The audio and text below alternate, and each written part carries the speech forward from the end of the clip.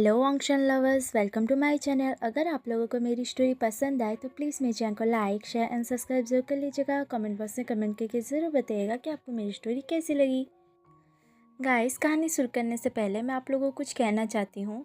Thank you so much, आप लोगों ने मुझे इतने सारे लवली लवली कमेंट किए and I am really so sorry कि मैं आप लोगों को रोज़ रोज़ वीडियो अपलोड नहीं करती, क्योंकि मैं ये स्टोरी खुद लिखती हूँ। मुझे थोड़ा वक्त चाहिए होता है, क्योंकि मुझे कोई लिखने का एक्सपीरियंस नहीं है। ये मेरा सेकंड टाइम है जो कि मैं स्टोरी लिख रही हूँ।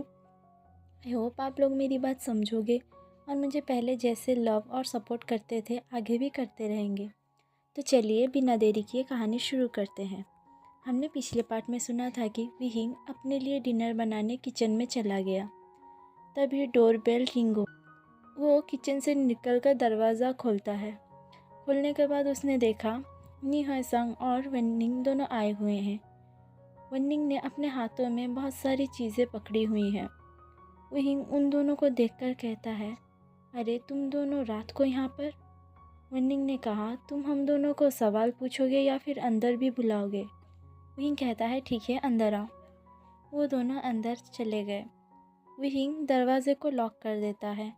अंदर पहुंचने के बाद वनिंग विहिंग को सारे बैग्स पकड़ाते हुए कहता है, ये लो। विहिंग कहता है, ये सब क्या है? वनिंग ने कहा, तुम तो हमारे साथ लंच करने के लिए मना कर रहे थे, इसीलिए मैं डिनर पैक करवा के लाया हूँ। हम तीनों मिलकर यहीं पे डिनर करेंगे। विहिंग ने कहा, क्या इतना सारा खाना हम खाएंगे? अभी इतना सारा क्या होगा, हम तीनों मिलकर खा नहीं सकते। वनिंग कहता है, नहीं, सिर्फ इस बैग में हम लोग तीनों के लिए डिनर है, बाकी सब जो है वो तुम्हारे ज़रूरत की चीज़ें हैं। विहिंग कहता है, इस सब की क्या ज़रूरत थी? मैं ये सब नहीं ले सकता, तुम इसे जाते वक्त लेकर चले जाना। वनिंग कहता है, क्या मैं तुम्हारा फ्रेंड नहीं हूँ? क्या मैं कोई बाहर वाला हूँ जो तुम मेरे से हेल्प लेने में भी थोड़ा मना कर रहे हो? विहिंग कहता है, मुझे कोई हेल्प की ज़रूरत नहीं है। वनिंग कहता है, ठीक है, तुम्हें कोई हेल्प की ज़रूरत नहीं है, पर मैं इतने दिनों बाद तुम्हारे घर आया हूँ तो खाली हाथ तो नहीं आ सकता था ना, प्लीज़ ये रख लो। विहिंग कहता है, नहीं, मैं तुम्हें फ्रेंड मानता हूँ, तुम आए और डिनर लेके आई, ये तो खाली हाथ नहीं था, तो फिर तुम बाकी सारी चीज़ें क्यों लेकर आ रहे थे? वनिंग कहता है, प्लीज़ रख लो ना, तुम अगर मुझे सच में अपना फ्रेंड मानते हो ना, इस बार चीज़ें रिटर्न नहीं कराओगे। विहिंग कहता है, ठीक है, पर आइंदा अगर तुम ऐसी चीज़ें लेकर आए ना तो मैं बिल्कुल भी नहीं रखूँगा। वनिंग कहता है, ठीक है। विहिंग सारी चीज़ें लेकर किचन में चला गया। वो डिनर निकालने के बाद डाइनिंग टेबल पर आकर तीनों बैठ गए और खाने लगे। डिनर बहुत ही टेस्टी था। तीनों खाते हुए बात कर रहे थे। इतने दिन वनिंग कहाँ पर था, क्या कर रहा था, वो सारे सवाल विहिंग और नी हसंग उसे पूछ रहे थे। वो सारे सवालों के जवाब दे रहा था। ऐसे ही कुछ दिन गुजर जाते हैं।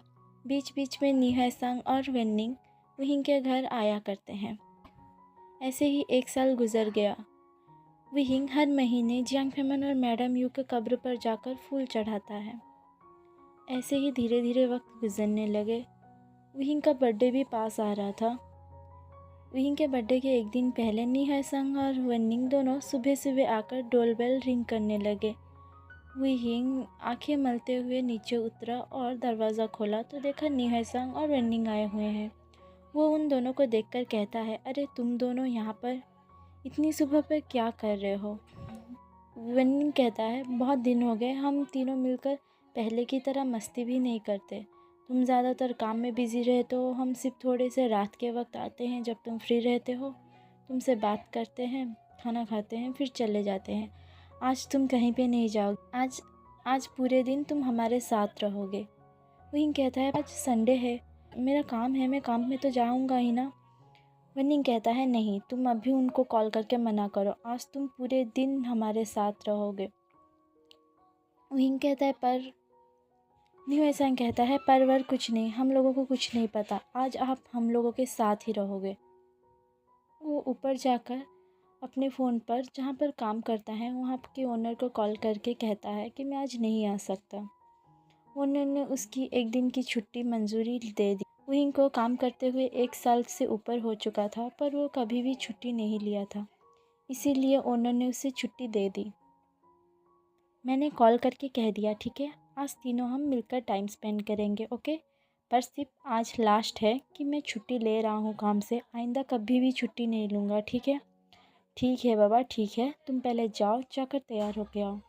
वहीं अपने रूम में गया, नहाकर कपड़े बदल लिया। वो जब आया तो ब्रेकफास्ट बनकर डाइनिंग टेबल पर लगा हुआ था।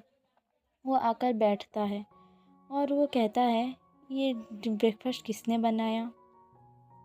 वन्निंग कहता है, मैंने बनाया है, टेस्ट करके देखो। तीनों मिलकर खाते हैं। ब्रेकफास्ट बहुत ही टेस्टी बना था। वन्निंग ने बहुत ही अच्छी अच्छी चीज़ें खाने में बनाई थी।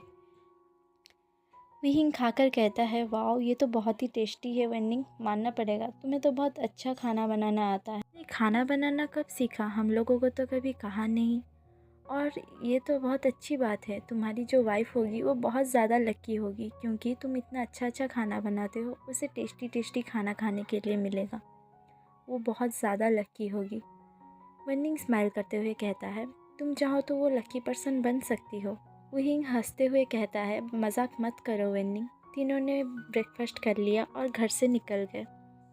तीनों बाहर जाकर बहुत सारी मस्ती करते हैं, मॉल में जाकर शॉपिंग करते हैं, न्यू न्यू प्लेसेस में जाते हैं, पार्क जाते हैं, सारी तरफ घूमकर खेलते थकते हुए रात के 10 बजे घर आते हैं। उन तीनों ने डिनर कर लिया था, पर दोनों ही बहुत ज़्यादा थक चुके थे, तो आज वो दोनों विहिंग के घर में रहने का डिसाइड करते हैं। विहिंग कहता है, वहाँ पे 2 रूम है, वहाँ पे तुम दोनों जाकर रह सकते हो। विहिंग, नी हयसंग और वन्निंग सब अपने अपने रूम में चले गए। कपड़े बदलने के बाद विहिंग सो गया। कुछ समय बाद विहिंग और नी हयसंग अपने रूम से निकले और घर को डेकोरेट करने लगे। रात की 12 बजे कुछ बहुत ही ज़ोर से गिरने की आवाज़ आई, जिसकी वजह से विहिंग की नींद खुल गई और वो क्या गिरा है देखने के लिए रूम से बाहर निकला। बाहर निकल कर देखता है, सीढ़ियों पे तो लाइट है पर हॉल रूम में लाइट नहीं है। वो आकर देखता है, वो जब थोड़ा सा आगे जाता है तब अचानक से लाइट ऑन होती है और वो दोनों उसे हैप्पी बर्थडे विश करते हैं। विहिंग उन दोनों को देखकर सरप्राइज़ हो जाता है, क्योंकि उसे खुद ही याद नहीं था कि आज उसका बर्थडे है। वो दोनों उसे हैप्पी बर्थडे विश करने के बाद केक लेकर आते हैं। विहिंग बहुत ज़्यादा उदास हो जाता है। नी हयसंग विहिंग को उदास देख कहता है, विहिंग तुम उदास क्यों हो? जो बात हो चुकी है तुम अभी तक उसे भुला नहीं पाए, 1 साल हो चुका है। वो तुम्हारी गलती नहीं थी और तुम्हारे बर्थडे के दिन ये सब हादसा हुआ, इसीलिए तुम अपने बर्थडे ना बनाओ, ऐसा मत करना। हम दोनों तुम्हारी आज बर्थडे को बहुत ज़्यादा स्पेशल करना चाहते हैं, तुम उदास मत रहो, चलो केक कट कर। विहिंग हल्का सा स्माइल करता है और आकर केक कट करता है। वन्निंग विहिंग की बर्थडे सेलिब्रेट करने के लिए एक बियर बोतल लेकर आया था। केक कट करने के बाद वन्निंग उसे लेकर आता है और कहता है, चलो हम इसे पीते हैं। विहिंग कहता है, ये क्या है? ये बियर है। नी हयसंग कहता है, क्या तुम हम लोगों को मरवाना चाहते हो? अगर किसी को पता चल गया कि हमने बियर पिया है तो हम लोगों को मार ही डालेंगे। वन्निंग कहता है, यहाँ पे कोई आने वाला नहीं है और सुबह तक हमारे यहाँ नशा उतर भी चुका होगा, किसी को पता नहीं चलेगा, ये पियो, बहुत टेस्टी रहता है। नी हयसंग कहता है, नहीं मैं नहीं पीऊँगा। विंग भी कहता है, नहीं मैं नहीं पीऊँगा। वन्निंग कहता है, प्लीज़ मैंने इतनी मुश्किल से इसे छुपा के हमारे घर से लाया है, प्लीज़ ये पी लो ना, बहुत टेस्टी रहता है और ये बहुत ही ज़्यादा यमी है। विहिंग कहता है, तुमने पहले से पिया हुआ है क्या जो तुम इसे यमी कह रहे हो? हाँ मैंने इसे पहले पिया है और तुम जो इतना सैड है ना, इसे पी के देखो, तुम्हें अच्छा फील होगा, बिल्कुल भी सैड फील नहीं होगा। विहिंग कहता है, ठीक है, अगर तुम कहते हो ये सैडनेस दूर कर सकता है तो मैं कोशिश ज़रूर करूँगा। वन्निंग किचन रूम में जाता है और 3 ग्लासेस लेकर आता है। नी हयसंग भी उनके साथ पीता है। पहले विहिंग और नी हयसंग को थोड़ा गला जलने की तरह लगता है, फिर उन लोगों को जब थोड़ा सा नशा होता है तो उन लोगों को अच्छा लगने लगता है।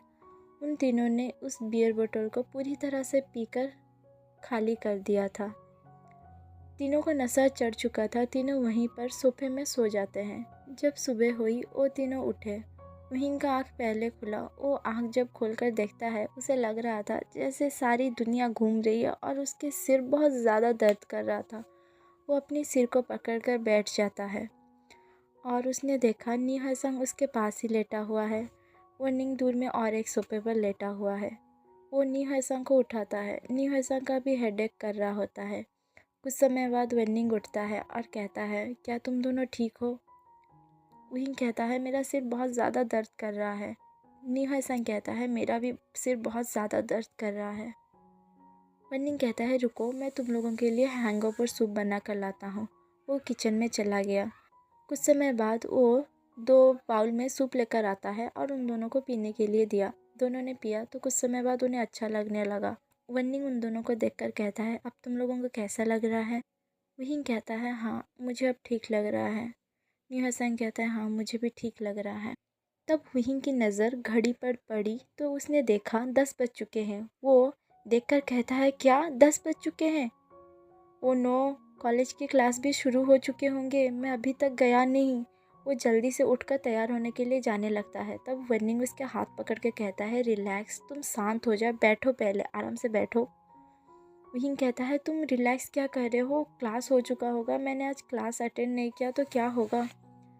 न्यू हसन कहता है, कुछ नहीं होगा, तुम इतने ज़्यादा पैनिक क्यों कर रहे हो? हर रोज़ तो हम लोग क्लास करते हैं, सिर्फ एक दिन क्लास बंद करने से कुछ नहीं होगा। अगर तुम्हें पढ़ाई की टेंशन है, मैं अपने फ्रेंड से कह दूँगा, वो नोट्स दे देगा। तुम इतना पैनिक मत करो। तुम अभी जाओ, जाकर फ्रेश होने के बाद थोड़ा सा रेस्ट करो। हम दोनों भी अपने घर जाते हैं। विहिंग कहता है, ठीक है। वो दोनों अपने घर के लिए निकल गए। विहिंग अपने कमरे में जाकर जल्दी से नहाकर तैयार हो जाता है। तैयार होने के बाद वो नीचे आया और ब्रेकफास्ट बनाकर खाता है। देखता है अभी तक 11 बजे हैं, उसके पास वक्त है तो वो बैठकर टीवी देखने लगता है। जब उसका काम का वक्त हुआ, वो उठा और काम के लिए चला गया। काम पर पहुंचकर काम करने लगा। जब काम कंप्लीट हो गया तो वो वहाँ से निकला और घर पहुँचा। बच्चे पढ़ने के लिए आ चुके थे। उसने बच्चों को पढ़ाया। पढ़ने के बाद बच्चे वहाँ से चले गए। विहिंग बैठकर टीवी देखने लगा। कुछ समय बाद वो उठा और किचन में जाकर अपने लिए डिनर बनाने लगा। खाना खाने के बाद वो अपने रूम में गया, कपड़े बदल कर सो गया। आधी रात को उसे बहुत ज़ोरों की प्यास लगी। वो उठकर बैठ गया और ग्लास में रखे हुए पानी को पीने के लिए निकाला, पर देखा ग्लास में पानी ही नहीं है। वो नीचे जाकर पानी पीकर आया और फिर से आकर अपने बेड पर लेट गया, पर उसे नींद नहीं आ रही थी। वो करवटें बदल रहा था। तभी उसे कुछ याद आया। वो बेड से उठ गया और उस चीज़ को ढूंढने लगा। कुछ समय बाद उसे वो गिफ्ट बॉक्स मिल गया। वो उस गिफ्ट बॉक्स को लेकर आकर बेड पर बैठ गया और गिफ्ट बॉक्स को ओपन किया। गिफ्ट बॉक्स खुलते ही उसके अंदर एक घड़ी और एक हेयर पिन थी। नीचे एक लेटर था। घड़ी और हेयर पिन को निकालने के बाद विहिंग उस लेटर को पढ़ने के लिए निकालता है। और यहीं पे हमारी कहानी स्टॉप होती है। मिलते हैं नेक्स्ट पार्ट के साथ। तब तक के लिए बाय बाय एवरी